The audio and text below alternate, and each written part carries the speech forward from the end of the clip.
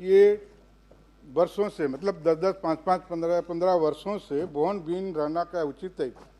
इसमें कोई सरकार से मेरा व्यक्तिगत रूप से मांग है कि इसमें कुछ विशेष कार्य योजना चला के बोहन बीन जितने भी हैं उनको कम से कम। अरे क्या है, कल आप जी राम जी का विरोध करना बंद करो, समर्थन करोगे, सब बना देगी वो साल भर में। कन्वर्जेंस में बनना है पूरा। कितना पैसा है, बजट पढ़े हो नहीं पढ़े हो? आंगनबाड़ी भवन के कन्वर्जेंस के लिए कितना पैसा इस साल बजट? पिछले साल भी बजट में था सर, नहीं बना सका। 15 साल में नहीं बना पाए, 17 साल में। अब ये 2 साल में बनाएंगे। हर क्षेत्र अब में 2 साल तो बचा, एक ही बजट आना है। बैठे एक ही बजट में क्या बना लेंगे? 2200 पूरा कार्य योजना है अपने पास। आंगनबाड़ी भवन नहीं,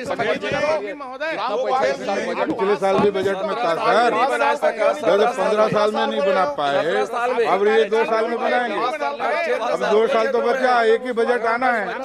एक ही बजट में प्रतिशत में तो ये हाल था, 40% कहाँ से देंगे? ये समझ से परे लेंगे 2200 पूरा कार्य योजना है अपने पास। ये मेरा निवेदन है। ये सिर्फ पिछले साल भी बजट में था सर, 15